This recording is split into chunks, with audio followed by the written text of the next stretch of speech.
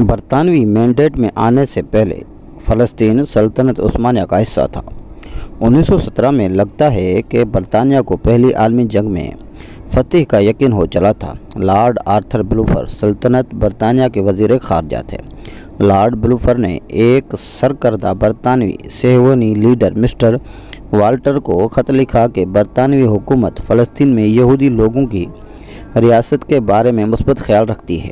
یہ بات بھی دلچسپ ہے کہ 1917 میں جب یہ خیالات اس مختصر خط کی شکل میں نمودار ہوئے تب فلسطین ترک سلطنت کا حصہ تھا۔ البتہ برطانیہ تب دنیا کا سب سے بڑا چودھری تھا اور سلطنت برطانیہ میں بقول شخصی سورج کبھی غروب نہ ہوتا تھا۔ ادھر ترکی یورپ کا مرد بیمار بن چکا تھا۔ اس خط میں سلطنت برطانیہ کا حد سے بڑھا ہوا اعتماد بھی جھلکتا ہے۔ خط کے آخر میں یہ بھی تحریر تھا کہ اس بات کا خیال رکھا جائے گا کہ غیر یہودی آبادی کے مذہبی اور سول حقوق متاثر نہ ہوں۔ یہاں یہ ضروری ہے کہ یہودی اور صہیونی کا فرق واضح کر دیا جائے۔ 1917 میں فلسطین میں مختلف مذاہب کے پیروکار آبادی کا تناسب بھی بتا دیا جائے تاکہ سمجھنے میں آسانی ہو کہ فلسطینی کتنی بڑی تاریخی ستم ظریفی کا شکار ہیں۔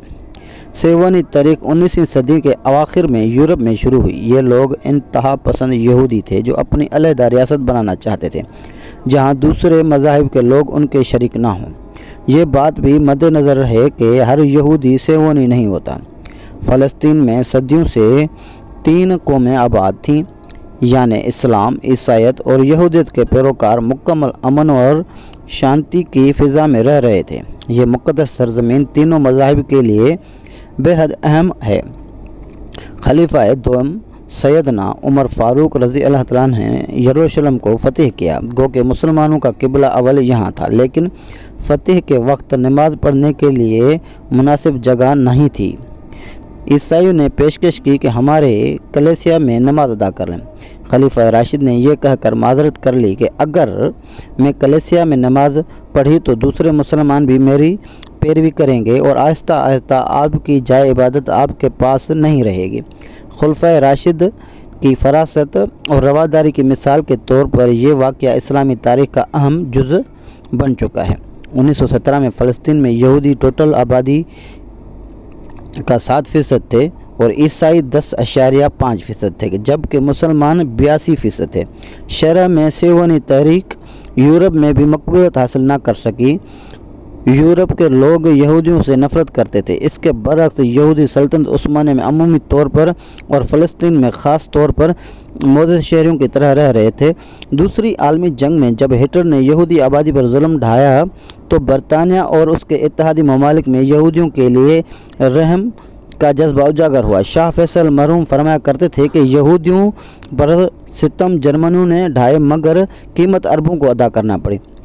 نومبر 1947 میں اقوام متحدہ کی جنرل اسمبلی نے فلسطین کے پارٹیشن یعنی تقسیم کی قرارداد پاس کی۔ اس ریزولوشن کے مطابق فلسطین میں عرب اور یہودی ریاستوں کے قیام کے ساتھ ساتھ یروشلم کے شہر کے لیے انٹرنیشنل کنٹرول کا منصوبہ بھی تھا۔ عربوں نے یہ قرارداد رد کر دی جبکہ فلسطین کے یہودیوں نے اسے قبول کر لیا اور اب تک فلسطین میں یہودیوں کی تعداد خاصی بڑھ چکی تھی۔ برطانوی مینڈیٹ کے دوران بہت سے افراد یہودی فلسطین میں آباد ہو چکے تھے۔ 1948 میں اسرائیل بنا تو عرب ممالک کے ساتھ جنگ ہوئی اور عرب لیڈر کہا کرتے تھے کہ اسرائیل بنا تو ہم اسے اٹھا کر سمندر میں پھینک دیں گے۔ جنگ میں عربوں کو شکست ہوئی۔ صہیونی جتھے عرب آبادیوں میں حملے کرنے لگے۔ آدھے فلسطینی گاؤں پر صفحہ ہستی سے مٹا دیے گئے۔ ایک اسرائیلی تاریخ دان بینی مورس کے مطابق 34 جگہ عربوں کا قتل عام ہوا۔ بے شمار فلسطینی عرب اپنا وطن چھوڑنے پر مجبور ہوئے۔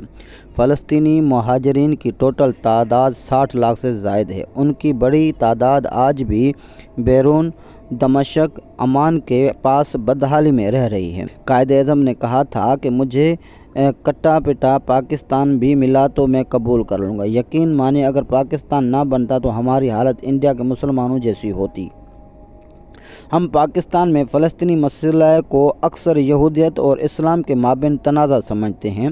یہ بات کسی حد تک صحیح بھی ہے کیونکہ ہمارا قبلہ اول پر قبضہ اس سارے قصے کا مرکزی باب ہے، لیکن میرے نزدیک یہ مسئلہ غاصب صہیونیت اور انسانیت کے درمیان جنگ ہے۔ صہیونی جب 1948 میں فلسطینیوں کا قتل عام کر رہے تھے تو عیسائی بھی اتنے ہی مظلوم تھے جتنے کہ مسلمان، اور آج بنیامین نیتنیاہو کی حکومت ایک متعصب صہیونی حکومت لگتی ہے جو اس بات پر منحصر ہے کہ اسرائیل کو پہلے یہودی ریاست کے طور پر تسلیم کیا جائے، باقی بعد میں ہوگی۔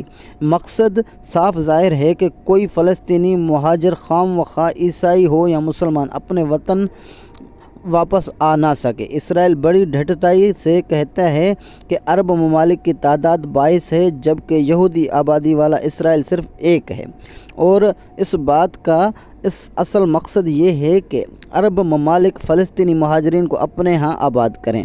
گویا 60 لاکھ فلسطینی مہاجرین جن کی 3 نسلیں خیمہ بستیوں میں جوان ہوئی ہیں اپنے اصلی گھروں کو لوٹنے کا حق سے محروم کیے جا رہے ہیں۔ تمام انسانی حقوق کے قوانین اور اقوام متحدہ کی کئی قراردادیں فلسطینی مہاجرین کی واپسی کے حق کو تسلیم کرتی ہیں، لیکن اسرائیل کو کوئی پرواہ نہیں کیونکہ امریکہ اور برطانیہ اس کے حامی ہیں، اور مجھے جتنے فلسطینی آج ایسٹ بینک یعنی دریائے اردن کے بائیں کنارے رہ رہے ہیں ان سے کہیں زیادہ پوری دنیا میں در پدر پھر رہے ہیں۔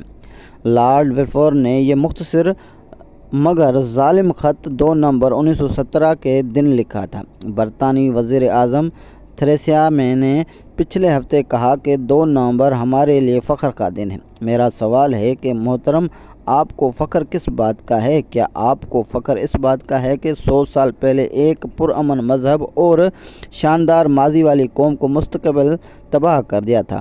کیا آپ کے فخر اس بات پر ہے کہ 3 عظیم ادیان کی سرزمین میں ہمیشہ کے لیے نفرت کا بیج بو دیا؟